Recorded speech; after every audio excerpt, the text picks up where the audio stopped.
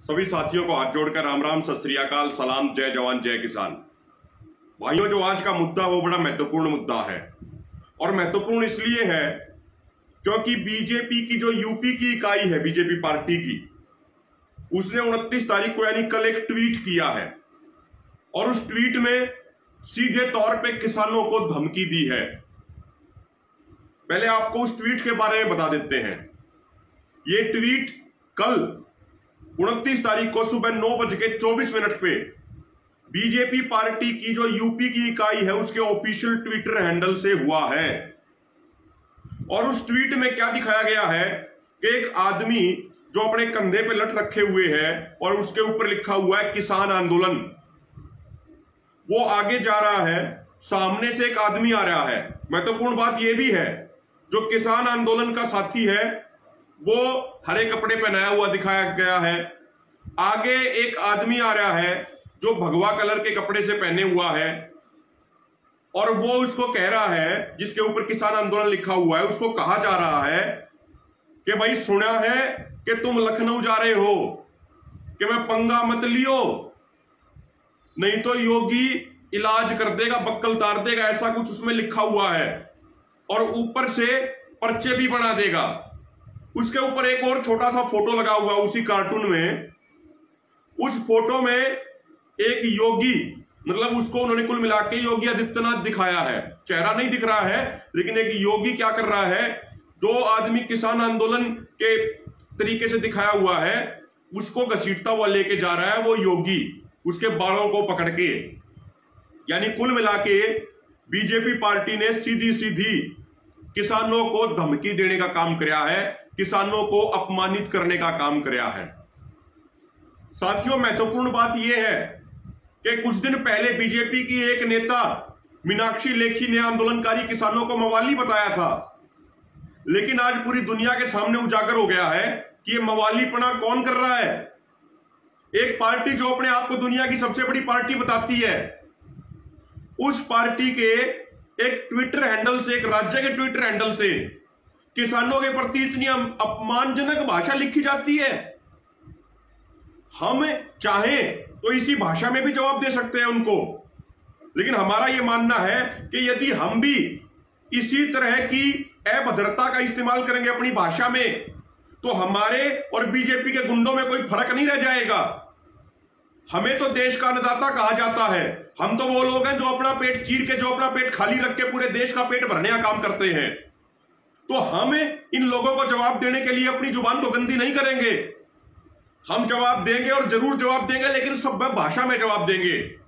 और आज पूरा देश ही नहीं, पूरी दुनिया देख रही है कि कौन गुंडों जैसी भाषा का इस्तेमाल कर रहा है। एक तरफ तो प्रधानमंत्री मोदी और बीजेपी के अन्य नेता कहते हैं कि ये किसान तो अन्नदाता है, तो क्या अन्नदाता का सम्मान इस तरीके से होता है? ये क्या दिखाना चाहते हैं? ये धमकी देना चाहते हैं।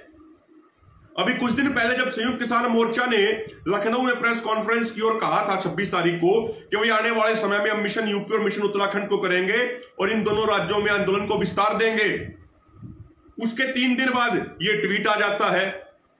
उसी प्रेस कॉन्फ्रेंस में यह कहा था एक किसान नेता ने कि अब लखनऊ को भी आंदोलन खड़ा करेंगे, लखनऊ के अंदर भी, लखनऊ में भी आंदोलन मजबूत होगा। उसके काउंटर में बीजेपी यूपी ने यह ट्वीट कर दिया।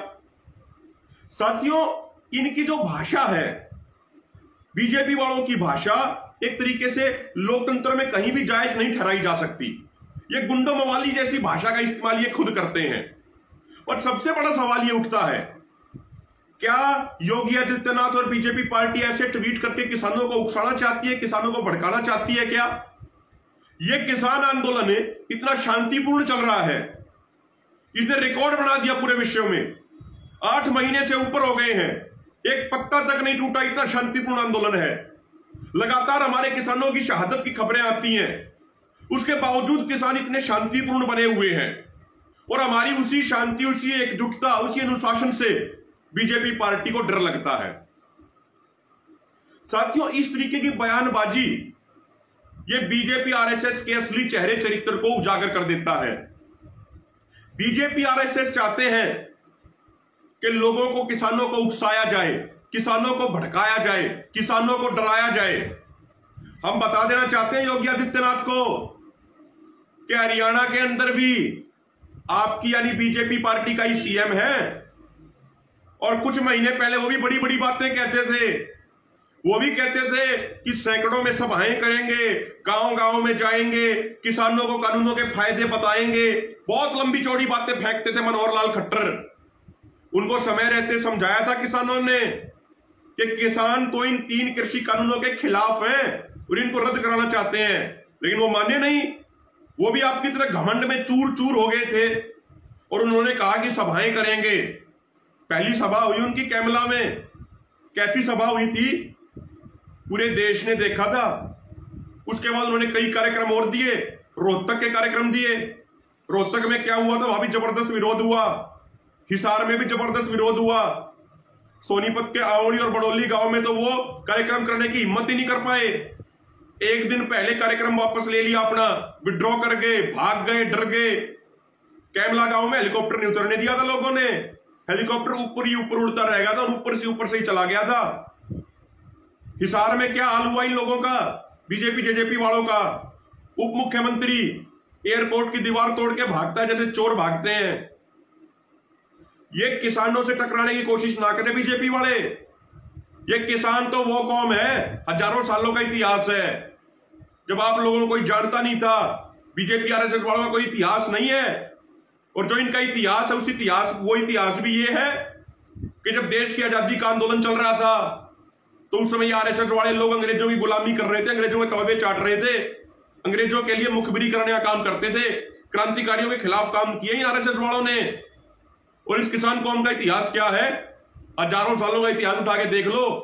चाहे कोई भी कितना बड़ा तानाशाह आया, कितना बड़ा क्रूर शासक आया, उसका इलाज इन किसानों ने ही किया था, इस किसान कौम ने ही किया था।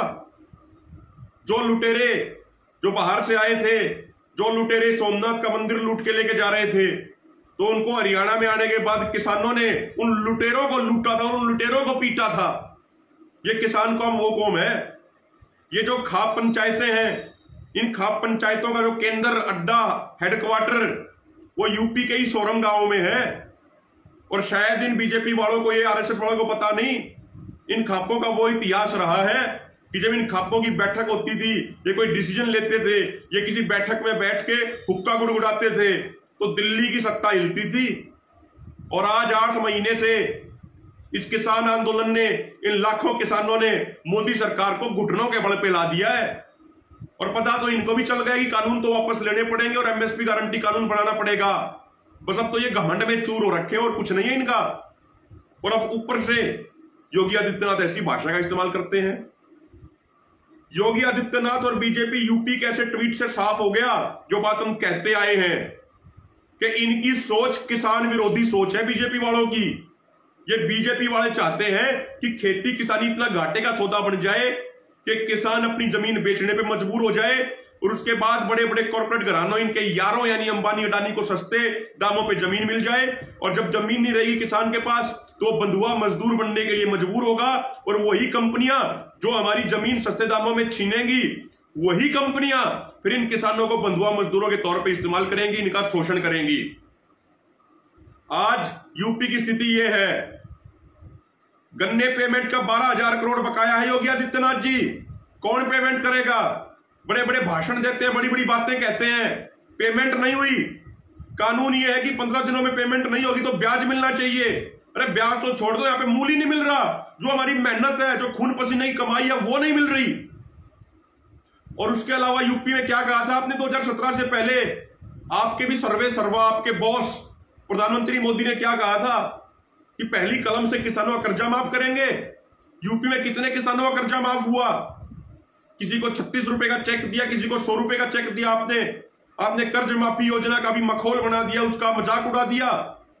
किसानों की भावनाओं का वहां भी आपने अपमान किया। उत्तर प्रदेश के अंदर पिछले 4-5 सालों में कई रिपोर्टें कहती हैं महिलाओं के खिलाफ अपराध बढ़ गए हैं।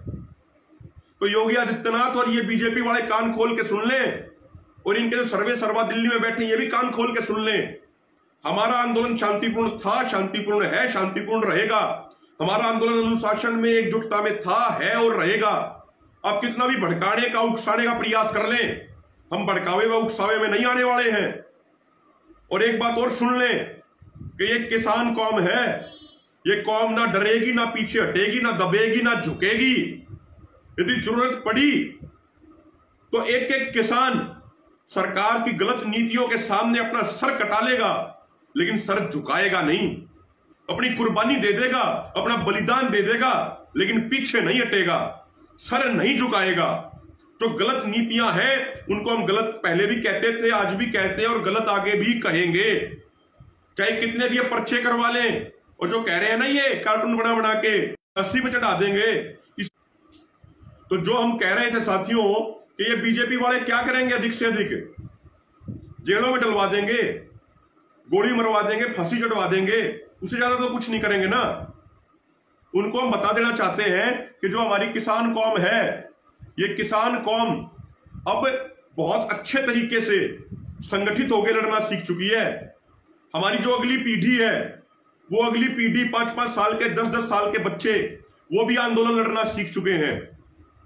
हमारा 80 करोड़ किसानों का परिवार है पूरे देश में। कितने लोगों को जेल में डालोगे? कितनी बड़ी जेल है आपकी, कितनी ऊंची दीवारें आपकी जेल की? आपकी जेल भी देख लेंगे और आपकी जेल की दीवारें भी देख लेंगे। आपकी, अगर आप हमारे ऊपर हिंसक कार्रवाई करना चाहते हो, गोली चलवाना चाहते हो, वो भी आपकी देख लेंगे। फांसी तुड़वाना चाहते हो, वो भी देख लेंगे। हमारा तो इतिहास रहा है, आजादी के आंदोलन के समय हमारे लाखों पूर्वजों ने फांसी के फंदे को कह सके कि मैं हिंदुस्तानी हूं। तो ना तो हम फांसी से डरते, ना हम लाठी से डरते, ना हम गोली से डरते। हम शांतिपूर्ण रहे थे, रहे हैं और आगे भी रहेंगे। बीजेपी वालों को जो भी चीज करनी है, उनको जो भी हथकंडे अपनाने हैं, वो अपने हथकंडे अपनाएं। ये कानून तो वापस होंगे ही होंगे और एमएसपी पे गारंटी कानून बनेगा ही बनेगा। जय जवान, जय किसान।